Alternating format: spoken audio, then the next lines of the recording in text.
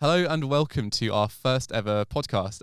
My name is Syed and I am one of the owners of Minted. With me today is Arran, who is my co-host of this podcast. We've also got Alex and we've got Hambo as well, who will be introducing themselves in a minute. Thank you so much for joining us for our first ever episode of this series. We hope to make it a fairly regular series.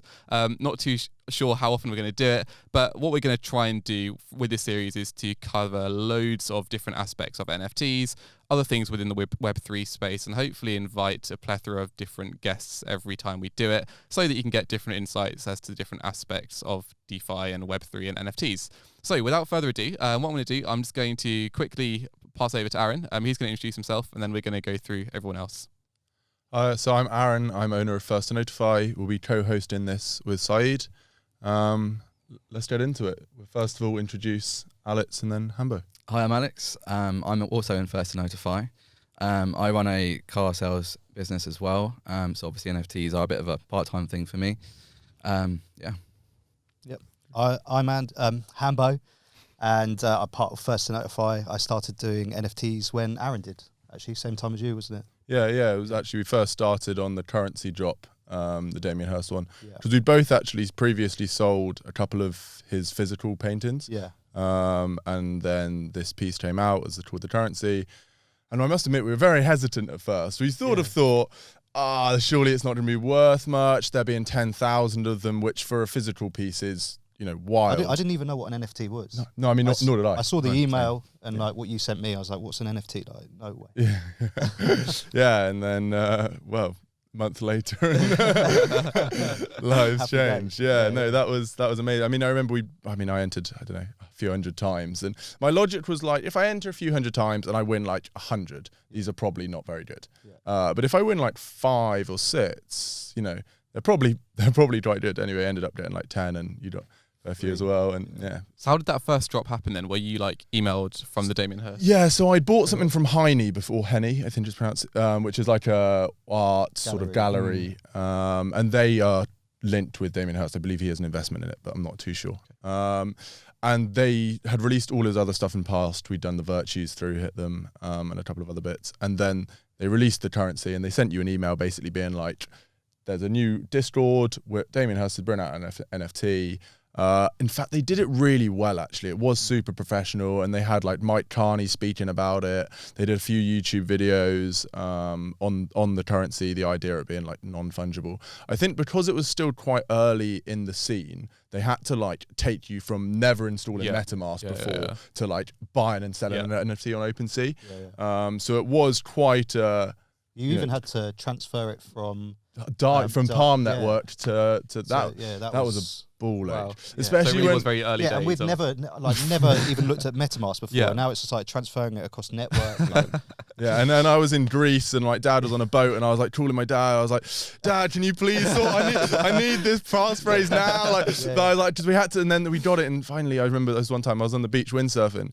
I just come off and I see my phone and prices like started to shoot, and like sprinted home, like delisted all these things, because in the space of, our friend sold, and in the space of a day, it went from like 4 ETH to like 12. Wow. And it was like, what? And I like screaming at my dad, like, Dad, I need the password. And like luckily managed to delist them all, but like it was crazy. How did your because obviously when it comes to buying things and buying art and stuff, you're doing physical art before. So that was what, like 2019, 20? Yeah, I guess so. Yeah, that sort of time. Yeah. And then this first NFT drop was sort of, I'm guessing, like summertime. Yeah, it was June 2021. Yeah, I think we purchased them in June and they were delivered August, wasn't it? Yeah, was that what it was? Or something like that. Something I like remember that. the first one I sold was in August. The first NFT I sold was in August. Yeah, okay. Yeah.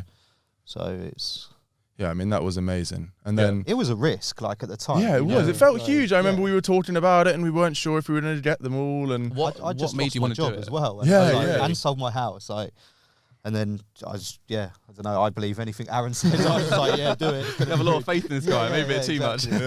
Well, it paid off. Sold one for 20 ETH. Yeah.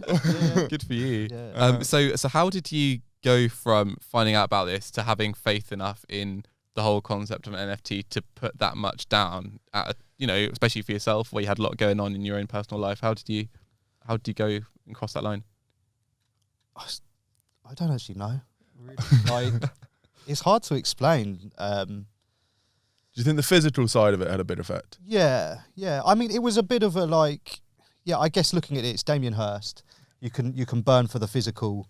He's a blue chip artist. Renowned artist. Yeah. Massive. Like we'd just sold a piece of his for really good money as well. Yeah. So it was kind of like, well, if the NFT doesn't work off, we know a little bit about physical art, that we know this could do all right.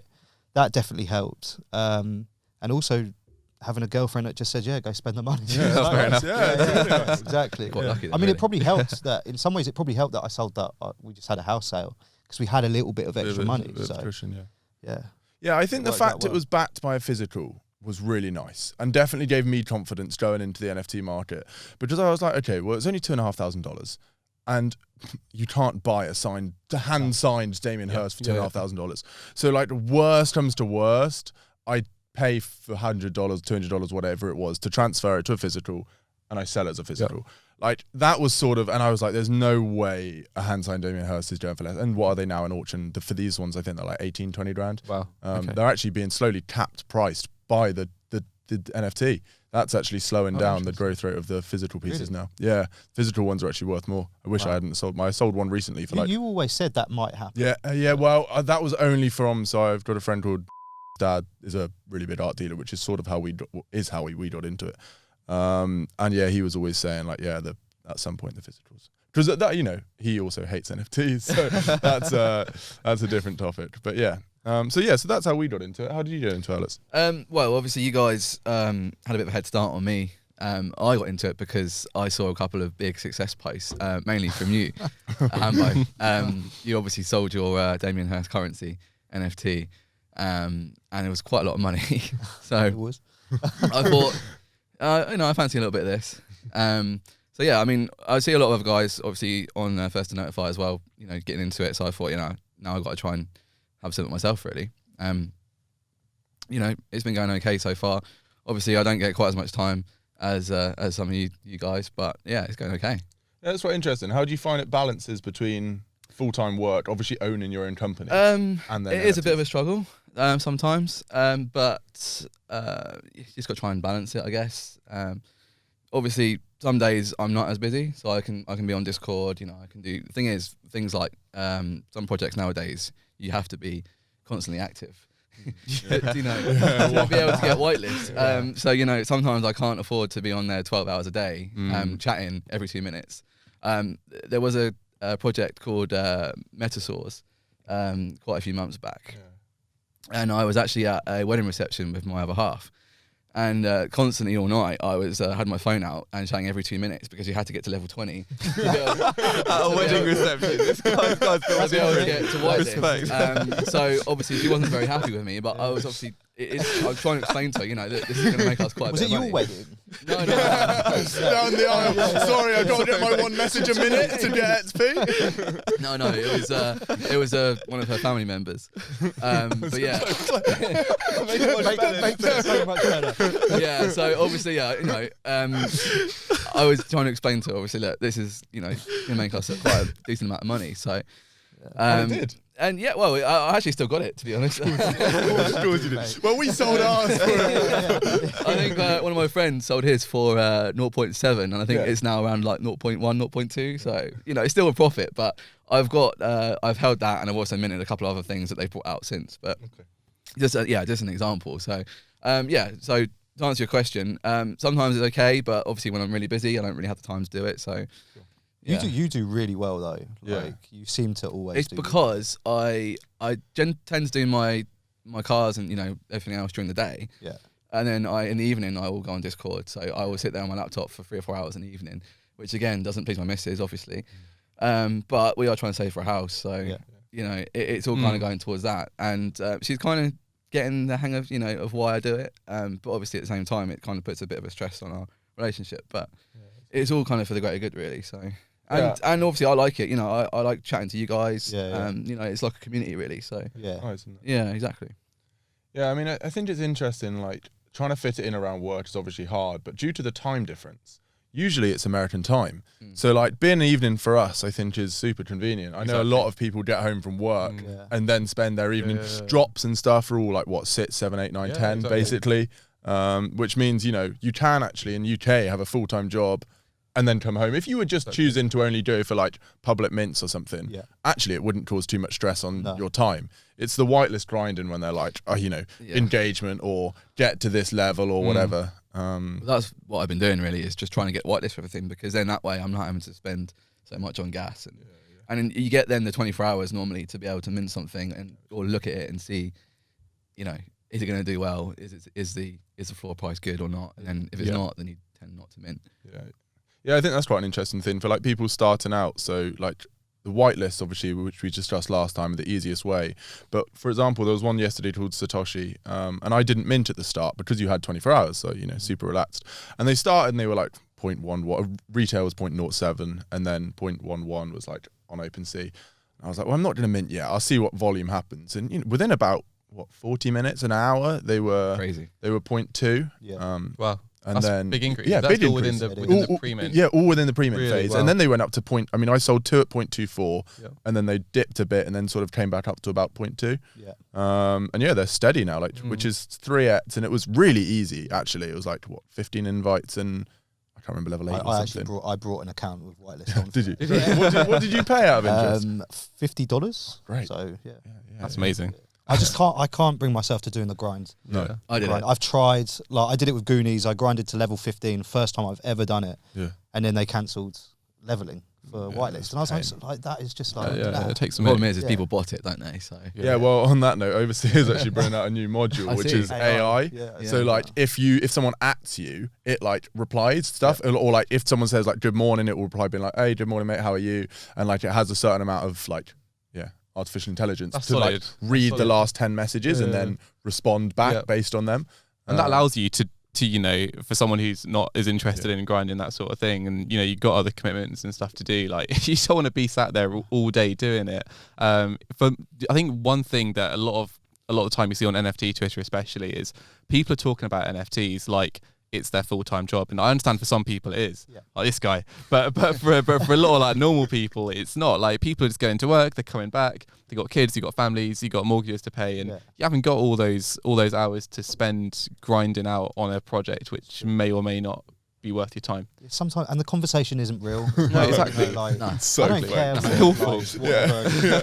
Oh, you've been walking your dog? Yeah, it's lovely outside. I don't know who you are. Don't care who you I'm never going are. to speak to you again in my life. But, it's all like LFG and like this project is amazing. They make people get all the way to like level 25. 100 invites or whatever it is, and then they don't even get whitelist. And this guy's like genuinely upset as well. And you just think like, mate, this is not good for people's mental health. It really isn't. And they've got actually. mental health chats in there. That's what's so ironic, isn't it? And actually, I remember there was one called Dallyverse, and they did a new project recently. You had to get to level 60, right? Which is obscene. And so I got there on 2 accounts. I paid some people to chat, and then I ended up just using like Grindr, which is one of these different, not the app, but I was going to say, pause. I waited for you to have to say that on the podcast. Sasha's bot had this special module, and basically you can level up without them really knowing. It's really, really useful. So I got that to level 60 and then had someone chat for a little bit, so it looked like there was good messages there.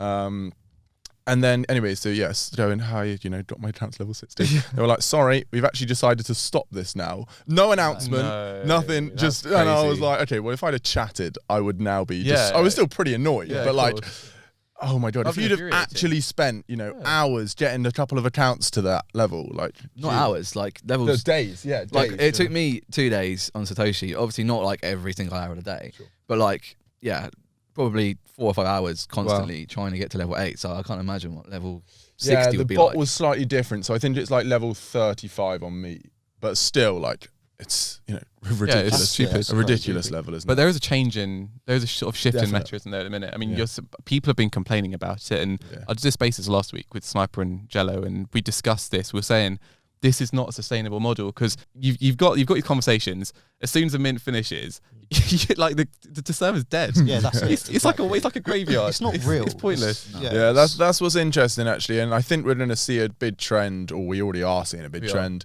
in less invite competitions because they've realised actually having 250k people in the Discord doesn't mean you'll sell out. No, it doesn't. Like when 240k of them are bots, was it yesterday mono? Yeah. Like no one wanted to mint. and the price is high. Yeah, I think like people are starting to stand up and realise like, why are we paying 0.2 for a min? Why am I grinding for whitelist? I think there is a shift happening now, and certain projects are now coming out with 0.07, which is quite good. A reasonable mint price compared to what you've seen. I mean, it's not 3 ETH, is it? Pixel one, but sorry, mate. I know the wound's still sore. But on that note, and it still makes me less sore to this day. On Breeze, someone hit like 20 something at 3, and I must admit that makes me feel. I mean, I'm so sorry for the bloke, but like it makes me feel a lot better.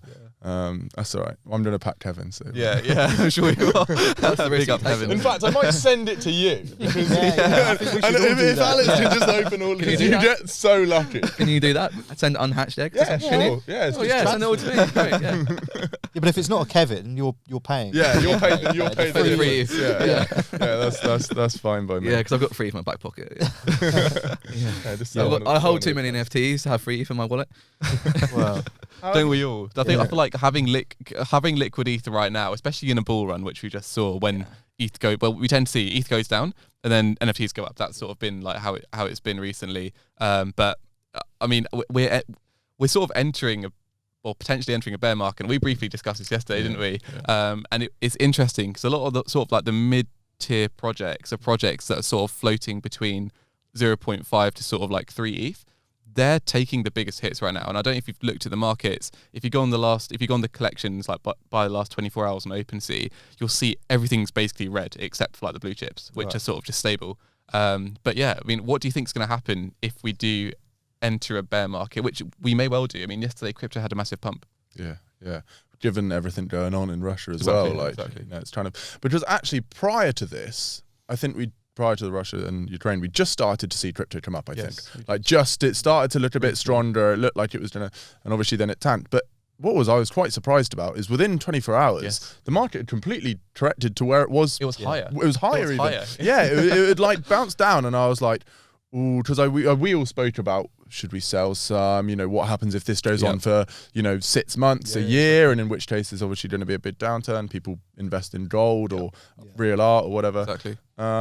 So it was, we were debating it. And anyway, I don't think either of us did we? No, I didn't. No, I kept in ETH. Yeah, so, I mean, luckily, but it was quite interesting to see just a huge crash and then surely some sort of belief in the market for it to have corrected so quickly. I was pleased to see. Same with NFTs, you saw like a 20-30% discount on some of them, and then back up again within 24 hours. Yeah, like, really, it was. We were like, if it drops a little bit lower, we'll buy. Yeah, didn't even have enough time. It gone back up. Yeah. I think it was it Doodles? They dropped like Cool 4 Cats. or 5 ETH. Yeah, Cool Cats. Yeah, was saying dropped 4 or 5 ETH, and then it was back up. I was a steal that 4 or 5 ETH for a Cool Cat. Crazy. Yeah, well, crazy. Have you heard about what's happening today with the Doodles with the space? Space Doodles. They get Yeah, so people were selling their kind of spaceships. What they didn't realise was that they actually sold the Doodle with the spaceship, and they were selling them for like 4 or 5 ETH, and they didn't realise that they were losing their Doodle as well as that. That's crazy. Yeah, so they were missing. they were losing out. I was losing out on like 4 or 5 ETH. Sure, you haven't got some. Crazy, but yeah, obviously. Thing is, they did post the announcement in their Discord, from what I've understand, but I also understand that because this sort of thing's never been done before, it makes sense as to why people may have made the mistake. Yeah, I know loads of mistakes already. When we first got into the currency, oh my God, like there was mistakes left, right and centre. People listing for like half an ETH instead of 5 or 5 that's or crazy. And but because people accepting offers, accepting offers of DAI because they thought it was ETH or something, like, so they were offered like 10 DAI, which is like $10, but they were like, oh well, this is 10 ETH, like I'll accept that. That was bad. That was bad, and I think he came into general chat as well, and he was like really upset. Really upset. You got a feel for him, and like, I think there's a difference sniping something on OpenSea that's cheap compared to like going out of your way to try and like trick people. I think that is different. Exactly. My personal opinion, obviously. Yeah, I completely agreed. It's on, but I feel like in this sort of environment where there is no going back, like if you accept that offer, it's gone. And that's the thing with decentralization is everyone goes on about how lovely it is. It's in the people's hands, whatever. But then you can't go back to your bank if you get scammed, like you're on your own in that sense. And I think people often get very annoyed at businesses like OpenSea and stuff. But you also have to have that responsibility. And this is a question which was raised recently when when the whole phishing thing happened a couple weeks ago with the OpenSea and whatever. The question was raised, which is society ready to have this responsibility? I don't think it is. I think we're going to see people lose money that they can't afford to lose. And like, I mean, even last week, someone else was doing my sheets for me, and suddenly I'd had like 2 ETH drained from an account into like somewhere we hadn't known. Anyway, my account was hacked. And I found out because they were doing the spreadsheets on it. But like, okay, luckily enough, I've made 2 ETH that I can afford to lose. But if you just started and you'd put in an ETH or something, I'd even put off NFTs. If I'd have started, I didn't have that money. If I'd have put $1,000 in, $2,000 in, had a DM and instantly been like, oh great, I can mint this, because that's a real thing someone could do at the start. You'd never want to do it again. It's too scary. Agreed. Maybe it's something that, and I think this has been touched on as well, which I've seen on Twitter recently, which is perhaps MetaMask can be doing more from their side to establish what exactly you're doing when you sign for something, what exactly you're accepting when you connect to a site. Like, what do all these things mean? Because it's all well and good signing up to MetaMask and like you said earlier about transferring networks and whatever, it's great, but at that point you're most vulnerable. And if we want to be getting people onboarded onto NFTs and Web3 and DeFi and stuff, these sorts of things have to be ironed out, because the people who are in it now are people who are already pretty tech savvy.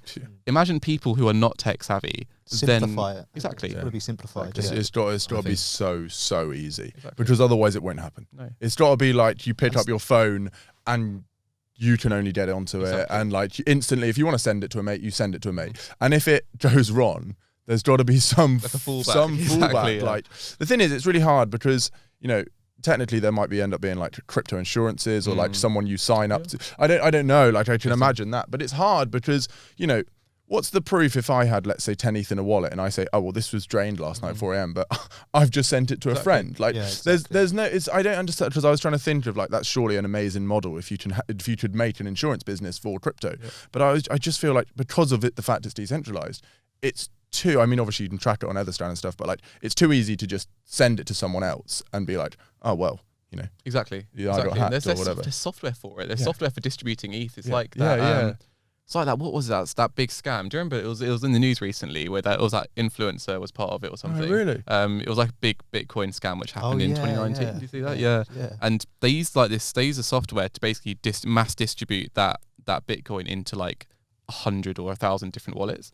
And basically, by doing that, they made it really difficult to footprint where everything's going. I mean, the FBI managed to track it back, and that's the beauty of blockchains, that everything's public. But, I mean, if it's not the FBI chasing that, like if someone's grandma or something got scammed $200, the FBI is not going to be on the case. You know what I mean? Like, and then you're on your own at that point. But yeah, I agree. I think probably at this point, society's not ready for it until things do get simplified. But Coinbase NFT might change that. Yeah, that might. It might. Actually, whilst we're on scams, maybe a time to talk about sort of what scams new people should watch out for, what's common in the market. I know that we were done on a scam. It was actually my fault pretty new when we were starting NFTs. I've had so many. Okay. Well, rug pulls. I think they're different to scams. Okay, maybe. So we were scams. Well, no, they're not. Yeah, well, they're not that different, are they? It's like running away with your money one. So it's just a glorified scam, basically, isn't it? It really is all it is. But there was a project we were trying to snipe, and I think it was about an ETH or something. I don't remember what the project was now, but the one popped up for 0.7, and I was in a Discord group. Again, I can't remember which one it was, but everyone was talking about it. We were trying to snipe it, and someone puts in a link, and they were like, "Oh my god, one's for 0.7, I can't afford it." And stupidly, I bought it thinking, "Oh, this is a great deal." And I called Amber, and I was really excited, and I was like, "Mate, I've got a steal. Price is already 1.2." I was like, "We've just made half an ETH." Like, and then he calls me. I'm driving home from Bristol, and he's like, have we bought the right one? And I was like, obviously. Like, normally I don't even look as well. I trust you. And this time I was just looking at, I wanted to see the floor price. I was like, I can't see our purchase like in the volume or anything. And did a little bit more digging, and it was a fake collection. Oh, man. That's rough. OpenSea is brutal for that, isn't it? Brutal. Now, I do think they actually have a responsibility somewhat to like not allow people to just put up projects. Exactly. They should see, okay, there's already a project with this name. Like, right, is this one legit first? If so, you can't just bring another project called, I don't know, what a PX Quest 5, because like it's just ridiculous. And you know, obviously that happened. We move on, but like that will happen loads and loads of times. And like, you know, it is a huge put off. And I was really, at the time, I was really upset. And because, you know, and we were splitting with Hambo, so I'd also just lost him, you know, basically $1,000, which is a lot of money. Cheers, Oh yeah, sorry. That's all right. I'll take it off the Damien Hirst. You made me plenty back, so it's all good. It is common though, and I think the rug. So for those who are watching and may not know, so basically a rug pull is, imagine if you pay someone for a service and they basically give you like almost like a sample of it, and then they run off with the actual product they're meant to give you, and that's basically what a rug pull is, and it happens a lot with NFTs, and the reason is because they can deliver you like the image basically, and they'll have like a set of plans, and the plans for the project is called the roadmap. They'll deliver a roadmap, it looks really good, and then before you know it, these guys have dipped, or they're just not answering to, you know, they're not speaking in the Discord anymore or anything, and then you're stuck with the NFT basically, and then that NFT is now worthless because it doesn't represent anything, it doesn't represent a functional project. And there's so many rugs at this point, like it's got to be in the 5 figures. It's got to be one every day. Exactly. Yeah. It's so bad. Easily. And people lost a lot of money through it. And it's a shame when you see it. I mean, most recently for me probably was the Blockverse. You know the Blockverse drop? Like the Minecraft one. I saw that. That kid who ran off. Yeah. So It was a rug, was it? It was a rug. I did all right from that one. Yeah. I managed to sell a bundle. I think some really people I quick. sold one quickly as well, but I got stuck with the other two. If you got out quick enough, you can sometimes. That's before they rugged. But that's the thing, like, and that's one of the things with these projects is that people do have the philosophy of just get your mint, flip it, and then just run, because you don't know which project is a rug or not. But there are ways in which you can find out, and there's people in Minted, like there's a guy called TV, and he only mints projects where all the owners are docs. Yeah, I understand that. And I think now recently, especially with like the whole shift in like whitelist meta and all that stuff, people are valuing more like the creators behind the project, because they want to see these. It takes 10 minutes to make a roadmap on Photoshop. You know, That's true. Anyone can make one. You can say whatever you want, but delivering it, that's different. And you want to know the people who are running the project can actually come through with what they're saying. I mean, you'd never like invest in a company if you didn't know who the owner was, would you? Or if you hadn't seen they'd previously worked for Microsoft or whatever, and you know, and then you'd think, okay, great, this is actually because what you're really investing in is someone. That's basically it. It's enabled people to fund a business. Effectively, is what it's doing. But you know, people are putting money into it without actually knowing it. No, exactly. And I think, you know, I'm definitely made mistakes that I've bought into projects thinking, oh, this is good, you know, I've bought on hype. And actually, you know, if I thought about it, you know, there's no way I would put £5,000 into an investment. Like, I just wouldn't. I'd be too scared. Exactly. But suddenly for this, I'm like, loads of hype. Fucking Fleur's just bought, or like, someone's bought. Well, they probably know enough, like, and just gone in on it. Yeah, it's so easy to do. It's really easy. We all find my win, I think, sometimes on projects because other people buy it, or, you know, it's all the hype's there. I mean, we got rug pulled on something quite recently, actually, didn't we? I think it was called Beach First or something. Yeah. And we were all we were like, oh yeah, this looks really good, and it's all secretive and everything like that. Property. It was like property and land, wasn't it? Yeah, so and then we all minted. Most of us in First and Notified did. And then they just ran off with all the funds, and we got some shit house looking thing that wasn't even. I hid it, mate. Do you remember straight away? My hidden folder is so big. Remember the art? It wasn't even kind of finalised because it was blurry. It was all blurry, and like the lines didn't match up with the house and everything like that. So it's clear that someone's just put it together in 5 minutes. Yeah. But the problem is you don't know that until you've gone all the way and you spent your money. Exactly. Yeah. So well, I mean, that's like the Pits and One situation, isn't it? You know, when that art came out and people were like, you can literally buy this on Fiverr. Exactly. Like they hired a guy off Upwork. It was Upwork, not Fiverr. Sorry, something similar. But same thing, but like, and just to make some little creatures. But yet, in the pre-reveal when they'd spoken about it, the art looked incredible, and like it genuinely looked like it should have been a really, really cool project. Yeah. I guess it's just a thing looking at, you know, who's it's the owner a tough of this one person. as well, because we all decided to pay free ETH. Yeah, of course, that's on us. So like a part of me is like, well, it was my decision. It was a Dutch auction. But starting a Dutch auction at free ETH is just, you know, you're sending people to waste money, aren't you? Yeah. I mean, I guess, you know, like you say, it's our fault.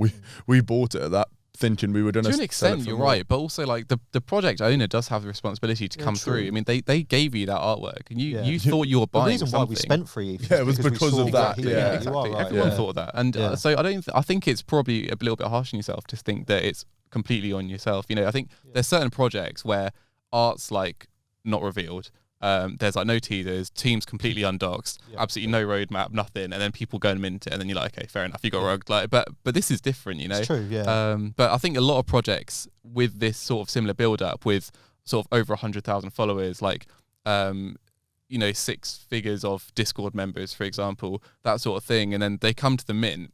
Expectations are up here because the mint price is extortionate. There's got so much hype around the project. How do you truly come through with a project like that and succeed? Because I don't think, okay, if you think about the projects which have launched like that, Invisible Friends, tanked after reveal. Mecca's Hape, tanked after reveal. Massive. Exactly. They all did, but they all had the same trend. Whereas think about projects which didn't have that. Like Azuki's was hyped, but not to this level. No, and actually after mint it wasn't. It was hype, but then it built on it. Exactly. Doodles built on Exactly. it. Like, you know, all the bid projects now that are doing well and with consistency have had 3 to 6 months. Exactly. Where, you know, it was growth. quite an interesting thing. Someone was speaking about it. It was like, and he wasn't bashing Invisible Friends, you know, but he was bashing the fact that like these sort of releases actually ruin it for NFT people because you know, people buy in thinking, wow, you know, this is the best project ever, blah blah blah blah, and to hold a value of 24 grand when something's just released, you know, is wild. You know, how can you back that this one of 5,000 or 10,000 is worth that sort of money? You know, you got Mecca, like That was a raffle. yeah, but still, the price straight after it was 20 grand or something. Yeah. 7 ETH, wasn't It's it? just people kind of FOMOing in, though, isn't it? But, you know, people, they go, oh, I didn't win, so I'm going to pay X I amount. think people look at the volume as well, and they're like, "I'm going to get a steal. I'm going to pay 7 ETH, and it's going to go up." Yeah. But all of a sudden, as soon as that volume stops, it drops so yeah. quick. It does. And when it goes, it goes. Yeah. And like that's the thing, you've got to like, if you've got something, you see it going down, you have to react so fast, because otherwise, in the space of 10, 15, 20 minutes of people undercutting and open sea lad, before you know it, you've uploaded it, or you've, let's say, lowered the price to 2 ETH or whatever. By the time it's actually on like recent listings or like at the top, the floor could be like 1.9, 1.8. So it's, you know, there is a risk. I had that with SVS, didn't I? Yeah. I saw the volume just before public sale. I saw the volume was going crazy. There was one for 3 ETH, and I thought, no, I'm going to buy it. There was only 2 more listings, and it was 6 ETH.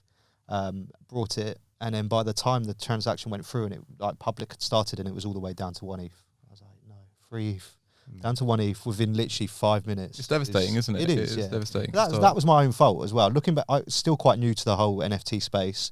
Now I definitely wouldn't do it. Like, I always say to the guys, I say, remind me of SVS, please. Like, But that's how you learn, though, isn't it? You've got to make these mistakes, and they're expensive mistakes to make. But I think getting these mistakes done early is actually not a bad thing. Although it can be quite detrimental. Like it can knock your confidence. Like I was telling you, when I bought super normal zip keys at 2 ETH. I expected to pump, and like the data and stuff was all solid, and then it went up to 6, and I was like, it's going to be fine after reveal, and then it tanked, and you guys know about this as well. And I ended up selling for like 0.9 or something, which was devastating from 6 ETH, you know. But now I know, like, selling to volume. Yeah, that's it. And Sell on the pump. selling, yeah, exactly. Yeah. So always sell the pump, and I would never have complained if I'd sold for 6 ETH and then it went to 12 ETH. That's But it. I'm now devastated that I lost out on all that. So, but also learn from other people, and that's why we're doing this podcast, is so that hopefully we can give some insight into our experiences with NFTs. Exactly and that. other people can then learn from that and not make those same mistakes. we Yeah, did. yeah, exactly that. I'm learning every day. Like, Yeah. still. Yeah. We all are. Yeah. Exactly. Sometimes I have to like reset on a Sunday. I'll say to the guys in chat, like, I need a reset. I need to take myself away from the computer for half a day, or whatever it is. Come back and just, you know, do things differently a little bit. Exactly. Start quick flipping again, selling on the pump instead of holding. What we wanted to do now is just quickly touch on one of the biggest types of scams at the minute. And if you are involved in NFTs in any way, you'll definitely be aware of the DM scams. Unfortunately, Alex has been through it, first-hand experience. So he was just going to run through his experience and discuss how to sort of spot them, and then secondly, how to avoid them. So basically, I got scammed for 0.5 Ethereum, which at the time was, I don't know, it was around about when it was around 3,500. Ooh. So yeah, it's sort of like 1,700 pounds if you convert it. But basically, the reason why it happened was I'm normally quite careful with everything that I do, but it was around 11, 12 midnight, and there was a mint happening, and I was in bed, and I got a notification say, "Oh, minting now," and I basically got out of bed, jumped on my laptop, and I had the server for that particular project right at the top of Discord, which is exactly where the DMs appear. Yeah. And basically what the people do is they have exactly the same profile picture and the same name as the project. And they put a fake link in there saying, you know, minting now, only 2,000 available. And I clicked on that link because I was like half asleep. I was thinking, oh, you know, I need to mint this. And yeah, I basically transferred 0.5 Ethereum to obviously a scam wallet, but I didn't think anything of it until I got the NFT through, and it basically wasn't the right NFT. And it took me about 5 minutes to work out that, oh yeah, actually this was a scam. But as I said, just make sure that you're turning off DMs in servers, because that's the only way that people can actually do it. And no one will DM you. Like the project owners, they'll never have any reason to DM you saying a project is live. You know, they'll do announcements if they're going to do it. So just be careful. But hey, I'm so sorry. That's quite. The thing is, you kind of live and learn, it? don't you? Because you know it's happened once and it won't happen again. So, and luckily that was quite early on. Yes. So you know, if it happened now, when I've got a bit more in the wallet and things like that, you know, because scammers can connect to your wallet, they can drain your wallet. So, yeah. Luckily, it was just that and nothing else. But yeah, it can happen to anyone. You know, I'm sure it still happens to us. So yeah, it's just something to watch out for. Yeah, definitely. I mean, what other scams have you guys been? I think it's just like those, you know, when they like hack a Discord mods account or something, and then they post it. That happens every. That's really tough. Because even if you're new, that's not necessarily a mistake. No, it's not. Like you would see this person that you've seen as the mod or the owner post something saying the mint's live. You know, it's hard. I was almost caught by it actually quite recently, and just because I was like, oh god, and then I suddenly thought actually, it's not meant to be live. No, Why would they have suddenly launched it? And you've got to use a bit of logic, but like it's so easy to think, oh, okay, maybe they've just stealth dropped it to like try and stop bots or like who knows, but like something. I mean that's becoming more and more common. In the Times Discord for a drop about a month ago. Yeah, and I thought they posted it in announcements. You know, we're going to drop 500. They're the rare ones. Like, why did I believe it? Like, it even says that these are the first 500 are going to be rare. Like, really, come on. And I was just like, as quick as I can, because you want to be quick, don't you? You want to mint. Well, that's what everyone plays on, don't they? You know, everyone wants to make money. They want to, you know, get a rare card or exactly. So the scammers will basically just play on the fact that you know you want that, and you just get it into your head that this is real, but actually it's not. Yeah. Let's just finally touch on the subject, because I think that's quite an easy way to move on from like how you went from shoes to this. Because obviously with shoes, you can send everything back. You've not got, okay, there's scammers that may scam like one shoe off you or something, but like, or like say it didn't arrive or whatever. But in terms of like, you know, large quantities of money, you know, you can always return with shoes if there's a mistake. You're not going to get left with a rud, you know, Nike aren't going to run away or whatever. So I mean that, you know, that sort of safety net is definitely taken out when you move into NFTs. How did you find the change? So I didn't really do that many sneakers, to be honest. I mean, obviously I had a few bots, and I probably did like, I don't know, 10 to 20 drops. But I did a lot of consoles. So obviously that's basically, you know, similar, exactly. So, you know, you can return consoles if you don't sell them. Obviously moving into NFTs, it's a bit scary, because once you spent your money, you can't go back. So you kind of got to do a bit more research into it and kind of think about what you're doing. You know, obviously we're all going to have times where we try and FOMO into stuff because we think, oh, you know, this is going to be a good project, for example. But I just think you do need to do a bit more research and don't just listen to what other people say. Yeah, I think that's definitely the truth. I have to keep telling myself, like, if there's a project that, let's say you guys have all bought and I see it moon, and I have to be like, there will be another project, because I know and there'll be hundreds.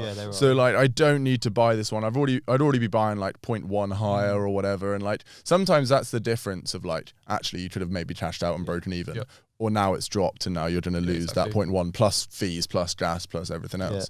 So I think just like holding off is actually so key. Yeah, exactly. How did you find the sort of transition? Yeah, I think I would. It was kind of easier for me due to us hitting the Damien Hirst currencies. Covered our investment with just one sale, and then it was, I had quite a lot of Ethereum to play with, so I always sort of looked at it as sort of as playing money sort of thing.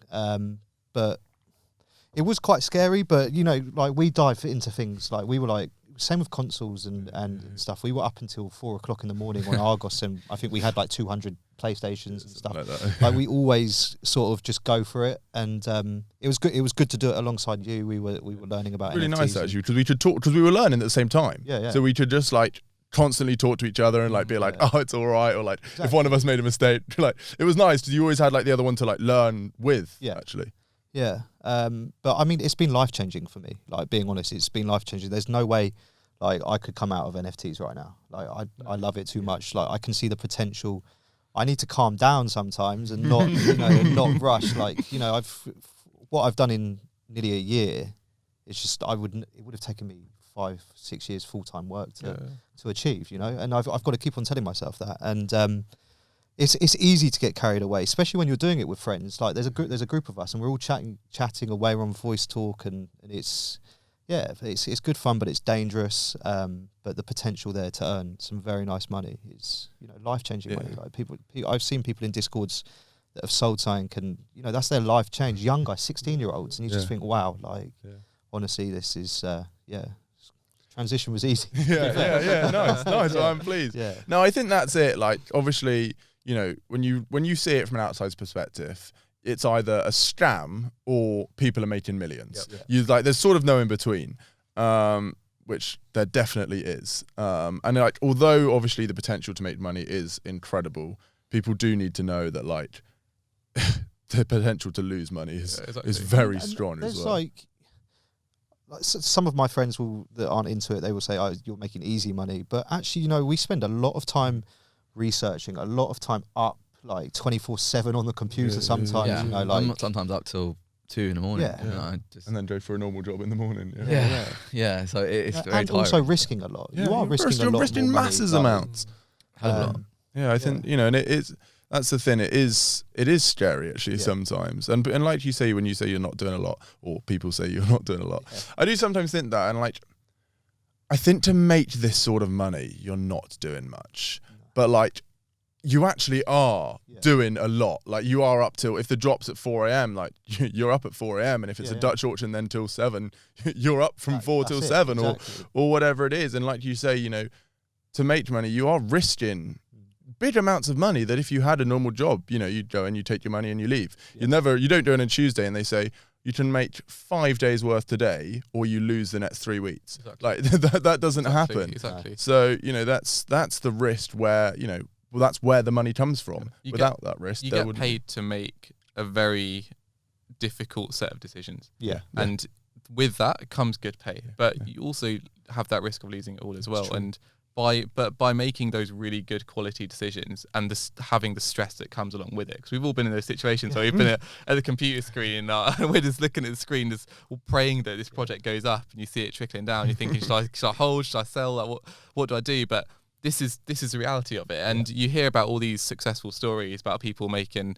XYZ amounts of ETH, and it's great, but most people aren't there. And what you said about there being like quite a big middle ground of people thinking it's a scam or making millions, and that's reality of it. People are getting scammed, people are making millions, but then there's a whole cohort of people in the middle who are making a little bit each day, and for most people that's the most sustainable way to do it. Definitely. And for me personally, people getting into the game now, that's what I tell them. Slow and steady steps. That's it, exactly. It's not going to happen overnight. Like that big hit's not going to happen overnight. In fact, I think it's probably going to be harder to get that now because there's so many more people coming into the space. But there's money there for anyone to make. You just got to listen to people, read into stuff and watch YouTube, watch podcasts, and just learn. Yeah. Brilliant. All right. Should we wrap that up there? Perfect. Thank you all for listening. Hopefully you've enjoyed that and had a sort of introduction into what NFTs are and the NFT space. Thank you so much for Alex and Hambo for coming on and talking about their journey into NFTs, and what it's meant to them. We could have another 5 or 6 hours of this. Really. That's the thing. It's so easy to talk about forever. But yeah, look, I hope you've all enjoyed. Thank you very much. Yeah, thank you all for watching, guys, Thank you. and we'll keep you updated with when the next one's coming out as well. Thank you. Brilliant.